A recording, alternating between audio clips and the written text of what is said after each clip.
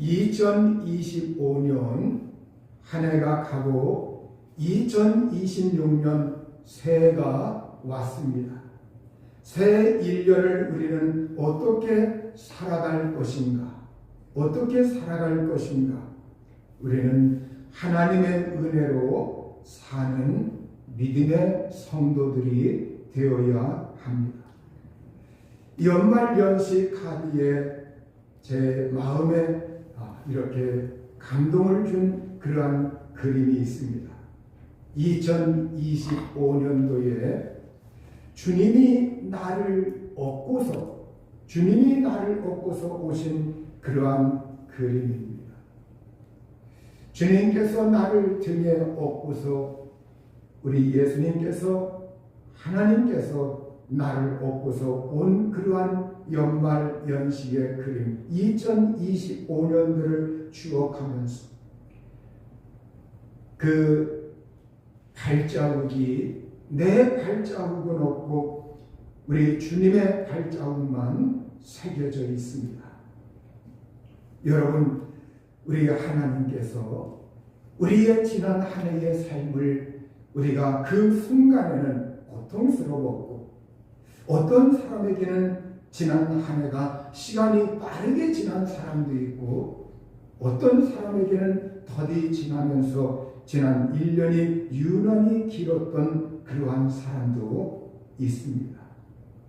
우리가 지난 한 해에 분주하고 다사다난하고 나의 인생의 발자국이 여기저기에 찢겨 있고 그리고 내 발자국, 내 힘이 부족해서 정말 뭐라도 붙잡고 싶은 그러한 심정이었는데 그런데 지나고 나면 지난 한 해를 돌이켜보면서 2025년도 정말 연말연시의 이 카드 그림처럼 내 발자국은 보이지 아니하고 우리 주님의 발자국만 거기에 새겨져 있고 그리고 나를 우리 주님께서 업어서 여기까지 인도하셨구나.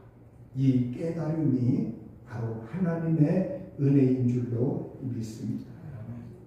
여러분, 우리 주님께서 나를 여기까지 도우시고 인도하시면서 정말 나를 우리 하나님께서 안아서 우리 하나님께서 나를 업어서 여기까지 인도하신 하나님이십니다.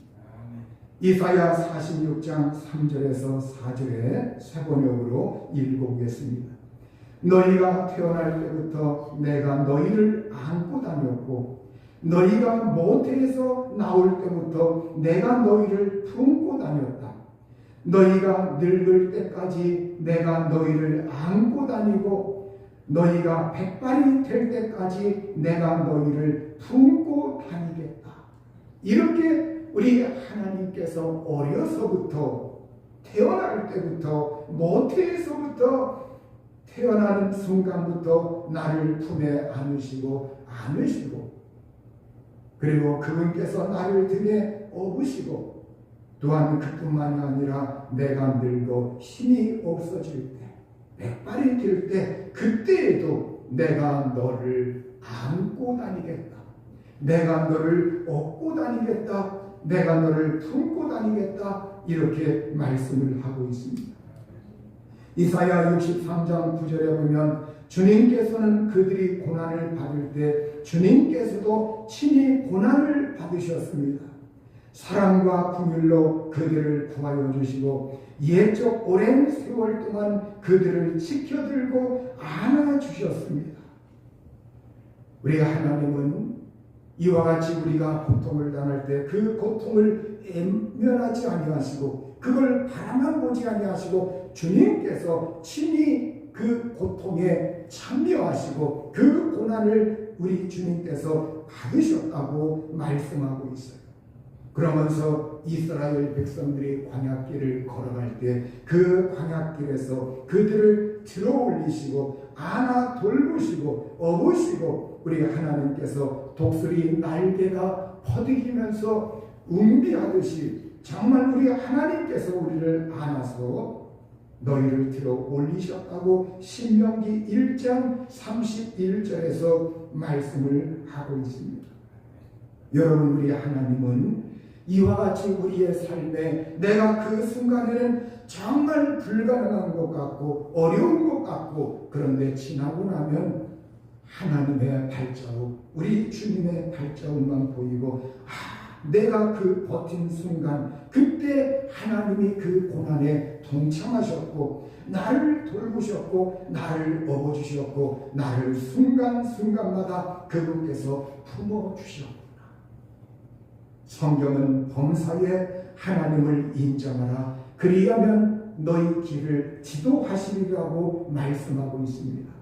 우리의 모든 범사, 여러분 안 된 일도, 괴로운 일도, 기쁜 일도, 즐거운 일도, 형통한 일도 모두 다 하나님의 은혜의 관점으로 바라보면 여러분 그 모든 것이 합력하여 선을 이루시고 하나님이 결국 나를 붙드시고 도우셨구나, 이걸 우리가 깨닫게 됩니다. 금년 한 해 우리가 살아가면서 이와 같이 우리 인생 살아갈 때, 내가 힘들 때, 그렇지 내가 연말이 되면 우리 하나님의 발자국만 보일 것이다, 결국 하나님께서 은혜로 인도하셨다, 이것을 저와 여러분이 고백할 수 있기를 바랍니다. 여러분 2026년도에 그러한 또 이제 새 2026년도에 그 카드, 이 그림을 보니까 두 사람이 걸어가고 있어요. 예수 그리스도께서 사람의 모습으로 나타나셔서 우리 예수 그리스도께서 정말 함께 걸어가는 그 사람의 어깨에 손을 얹으시고 팔을 두르시고 이렇게 걸어가고 있어요. 여러분 오늘 우리가 2026년 이제 새해를 우리가 바라보면서 1년의 삶의 그 모든 여정을 바라보면서 2026년의 삶 속으로 오늘 우리가 주님을 받아들이고 주님을 신뢰하고 이제 이 한 해도 우리 주님께서 나와 어깨 동무하시면서 주님께서 나를 한 손으로 들으시고 나의 몸을 들으시고 함께 걸어가는 그러한 모습을 상상해 보십시오. 여러분 오늘 우리 주님께서 나의 1년 동안의 삶에 내 영혼, 내 육신, 내 가정, 나의 직장, 나의 행하는 모든 일들 그 현장에 오셔서 나를 들으시고 나와 함께 걸어가시는 주님.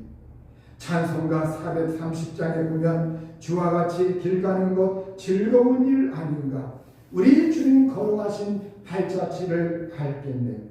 한 걸음 한 걸음 주 예수와 함께 날마다 우리 걸어가리. 어린아이 같은 우리 미련하고 약하나 주의 손에 이끌려 생명길로 가겠네. 그렇습니다. 여러분 오늘 우리가 주님과 함께 길을 가면서 올 한 해의 삶을 걸어가면서 우리가 주님과 동행하는 그러한 사람이 되셔야 합니다. 여러분 하나님의 은혜라고 하는 것, 이 과거에 하나님이 도우셨음을 기억하는 겁니다. 하나님이 나를 여기까지 도우셨다.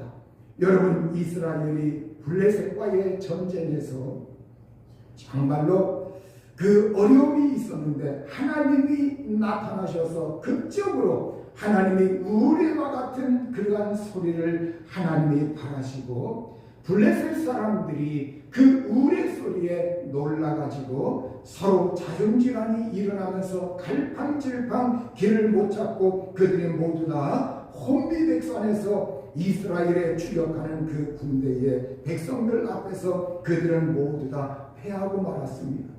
이날 전쟁에서 승리하였을 때 사무엘 선지자가 사무엘이 돌을 지하여 미스바와 센 사이에 세워 이르되 여호와께서 여기까지 우리를 도우셨다고 그 이름을 에벤에셀이라 하니라. 에벤에셀은 도움의 돌이라고 하는 의미입니다. 여러분 하나님께서 여기까지 우리를 도우셨다. 여기에서 그들이 예처된 것은 우리가 용맹에서 승리했다 이렇게 말하지 않습니다. 여러분 정말로 하나님께서 여기까지 우리를 도우셨다. 여러분, 이 에베네셀의 이 도움의 돌, 왜 이 돌 하나 세워놓고 그걸 기념하고 있습니까? 이걸 잊지 말자. 우리가 평생 살아갈 때 하나님이 나의 삶의 현장에 임하셔서 여기까지 나를 붙들고 나를 도우시고 나와 함께 하신 그 하나님이시다. 이걸 고백하고 그걸 기억하자는 겁니다. 우리의 신앙은 하나님께서 나에게 은혜를 주셨고 나를 붙들어 주셨고 나를 인도하셨다. 이걸 우리가 고백하는 겁니다. 그걸 인정하는 겁니다. 그걸 기억하는 겁니다. 우리가 항상 하나님께서 함께 하셨다. 도우셨다. 우리의 과거를 하나님이 도우셨음을 기억하고 현재 지금 나의 삶의 현장에 지금도 하나님의 은혜로 내가 살아가고 있다. 하나님의 은혜로 서 있음을 기억하고 고백하고 그리고 미래에 앞으로 하나님께서 지금까지 도우신 것처럼 앞으로도 하나님이 나를 도우시고 붙들어 주시고 건강 주시고 은혜 주시고 복을 주시고 형통케 하실 것이다. 이걸 신뢰하면서 믿음으로 전진하는 것, 이것이 바로 하나님의 은혜의 삶인 줄로 믿습니다. 하나님의 도우심을 바라는 것, 하나님이 도우실 것을 신뢰하는 것, 이게 바로 하나님의 은혜입니다. 여러분, 에녹이라고 하는 사람은 구약에 죽음을 경험하지 아니하고 하나님 앞에 들려 올림받은 사람, 그가 무드셀라를 낳고 300년을 하나님과 동행하며 이 세상에서 자녀들을 낳고 살았다고 성경은 말씀하고 있습니다. 그가 하나님과 동행하였다고 하는 것, 여러분, 그 삶이라고 하는 것은 그가 무슨 산속으로 들어가서 고고하게 그렇게 신전처럼 살았다고 하는 말이 아닙니다. 300년을 하나님과 동행한 이 에녹의 모습을 성경은 창세기 5장 22절에서 23절에 이렇게 말씀을 하고 있습니다. 에녹은 무드셀라를 낳은 후 300년을 하나님과 동행하며 자녀들을 낳았으며 그는 365세를 살았더라. 여러분, 하나님과 300년간 동행하면서 자녀들을 낳고 이 세상에서 생육하고 번성하고 그리고 자녀들을 기르고 먹이고 이 세상에서 노동하고 삶을 살면서 365세를 살았다. 무엇을 말해줍니까? 오늘 우리가 이 세상에서 정말 하나님을 믿고 예수님을 믿으면서 내가 하나님과 함께하고 하나님과 동행하면서 내가 이 세상에서 정말 삶을 살아가면서 자녀를 낳고 자녀를 키우고 그리고 이 세상에서 삶을 살아가는 그 삶 자체가 하나님과 동행하는 삶이라고 하는 것을 우리에게 알려주고 있습니다. 히브리서 11장 5절은 이 에녹에 대하여 특별히 한 가지를 추가하고 있습니다. 믿음으로 에녹은 죽음을 보지 않고 옮겨졌으니 하나님이 그를 옮기심으로 다시 보이지 아니하였느니라. 그는 옮겨지기 전에 하나님을 기쁘시게 하는 자라는 증거를 받았느니라. 하나님을 기쁘시게 믿음으로 동행한 이 에녹, 성경은 믿음이 없이는 하나님을 기쁘시게 하지 못하나니. 여러분, 오늘 우리가 믿음으로 하나님을 기쁘시게 하면서 에녹처럼 오늘 정말로 금년 한 해 동안 내가 함께 주님과 동행하고 함께 걸어가면서 그때 하나님은 나를 붙들어 주시고 이끌어 주시고 안아주시고 업어주시고 그래서 연말에 하나님이 나를 여기까지 인도하셨고 하나님이 나를 여기까지 도우셨다고 고백할 수 있는 믿음의 사람이 될 수 있기를 바랍니다. 순례자의 발걸음은 여러분, 이 순례자의 발걸음이 항상 가벼운 것만은 아닙니다. 아침에 일어났을 때 그의 발걸음은 가볍습니다. 그러나 점심때도 걸어가고 저녁 때도 걸어가고 이 순례자의 발걸음은 지치고 고달프고 피곤한 그러한 발걸음입니다. 그러나 여러분, 그의 마음속에 바로 성지가 바로 저 앞에 보일 때에 지금까지의 무거웠던 발걸음, 무거웠던 지쳤던 그러한 고단함을 다 잊어버리고, 저것이 고지이고 저것이 목표이고 저것이 목적지이고, 바로 그때 힘을 내게 됩니다. 기쁨을 되찾게 됩니다. 소망이 생겨납니다. 오늘 우리의 인생의 삶은 이와 같습니다. 오늘 임마누엘의 하나님, 나와 함께 하시면서 나와 같이 하시는 그 임마누엘의 하나님, 그 하나님을 믿고 나갈 때 우리 인생의 삶에 저와 여러분이 기쁨의 소망을 가지고 순례자의 발걸음처럼 그렇게 하나님을 향하여 또한 이 세상을 향하여 전진할 수 있기를 바랍니다.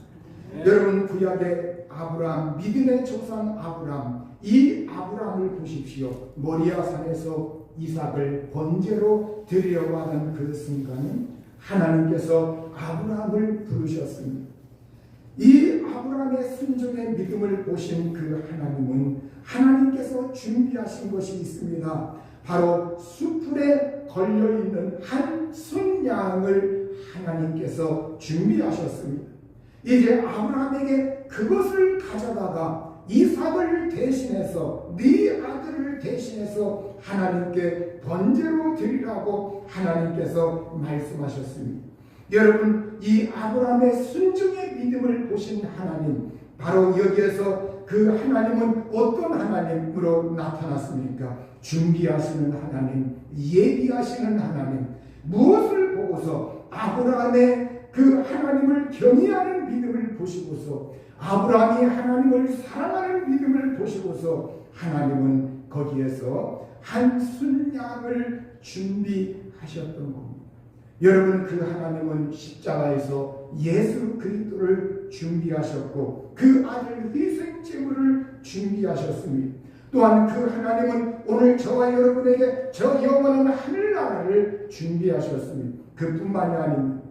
하나님은 오늘 우리에게 일용할 양식을 준비하셔서 일용할 양식을 공급하고 계시고, 우리가 이 세상에서 삶을 살아갈 때 우리의 삶의 모든 일용할 양식과 필요한 모든 것들을 하나님은 준비하셔서 먼저 하나님의 나라와 의를 구하는 사람들에게 그 모든 것, 하나님이 준비하신 것을 우리에게 플러스해 주시고 더하여 주시는 하나님으로, 우리에게 공급하시는 하나님, 우리에게 누리게 하시는 하나님으로 나타나고 있는 겁니다. 여러분, 오늘 이 아브라함의 믿음처럼 저와 여러분이 하나님을 사랑하고 하나님을 의지하고 하나님을 경외하는 그러한 사람이 되어서 금년 한 해에 여호와 이레의 하나님의 은총을 누릴 수 있기를 바랍니다. 아멘. 우리 여러분, 부모님은 자녀들을 위해서 모든 걸 준비하고 계시죠. 여러분, 우리가 하나님 아버지, 그 하나님 아버지, 여러분, 우리가 하나님 아버지가 나를 이 순간 어떻게 대하실까? 이걸 저는 우리 자녀를 생각하면서 늘 하나님 아버지의 마음을 헤아립니다. 여러분, 부모님이 자녀를 사랑하고 자녀를 기억하면 그 자녀에 대해서 내가 이 순간에 어떤 일이 벌어졌을 때 이 순간에 부모님이 그 자녀를 야단만 칠 것인가? 아니면 그 부모님이 에라, 이 녀석 너 필요 없다, 이렇게만 할 것인가?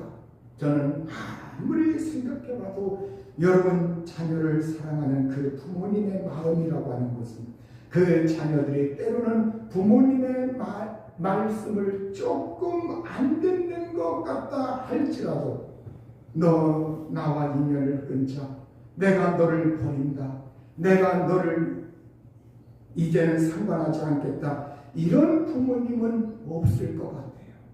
그 자녀 안쓰러워하고 조금 이렇게 부모님의 마음에 100% 마음에 안 드는 것이 있다 할지라도 그 자녀를 부모님은 감싸고 싶고, 그래도 준비하여 주고 싶고, 그래도 그 자녀를 정말 토닥거리고 싶고 격려하고 싶고 잘 되기를 원하고 그러하죠. 그러면 여러분, 우리 육신의 부모님보다 정말 그 마음이 크신 하나님, 그 어마어마한 우주보다 크신 사랑의 하나님, 긍휼의 하나님, 자비의 하나님이 나를, 여러분을 바라보실 때, 오늘 저와 여러분을 바라보실 때 정말 그 하나님이 매 순간순간 우리의 삶을 돌아다보면서 우리가 때로는 하나님 마음에 조금 안 들기로서니 그 하나님께서 나를 버리시고 외면하시고 그 하나님께서 나에게 진노하시면서 너는 저주받으라 이렇게 내버려둘 그런 하나님 아버지는 아니시라는 것. 여러분, 오늘 하나님 아버지의 마음은 육신의 부모의 마음보다 수천 수만 수억 배로 크시고 인자하시고 자비로우신 하나님이십니다. 그 하나님을 오늘 저와 여러분이 사랑하면서 사는 심령이 되셔야 합니다. 오늘 하나님이 예비하신 것, 준비하신 것, 이것은 여러분 우리가 감히 측량할 수 없다고 성경은 말씀하고 있습니다. 고린도전서 2장 9절에서 10절에 보면 기록된 바 하나님의 자기를 사랑하는 자들을 위하여 예비하신 모든 것은 눈으로 보지 못하고 귀로 듣지 못하고 사람의 마음으로 생각하지도 못하였다 함과 같으니라. 오직 하나님의 성령으로 이것을 우리에게 보이셨으니 성령은 모든 것 곧 하나님의 깊은 것까지도 통달하시느니라. 여러분, 하나님이 자기를 사랑하는 자들을 위하여 예비하신 모든 것이라고 말씀하고 있습니다. 이 모든 것은 나의 삶의 자리, 나의 가정의 모든 경영, 내 인생의 모든 경영, 나의 필요한 모든 것들 여기에 다 들어있습니다. 그런데 이것은 내 눈으로, 내 귀로, 내 마음으로 보지도 못하고 듣지도 못하고 생각하지도 못하고 내가 감히 하나님이 이런 걸 예비하고 계실까?